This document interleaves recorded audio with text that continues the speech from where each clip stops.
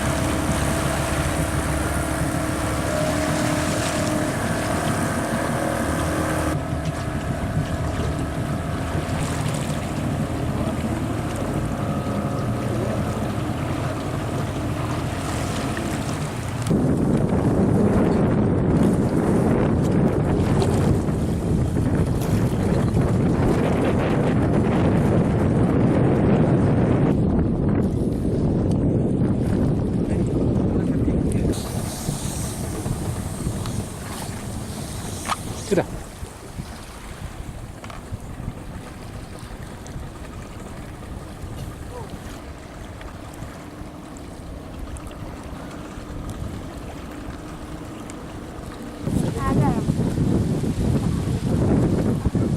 Alasan kami keluarga sehingga proses pencarian dihentikan.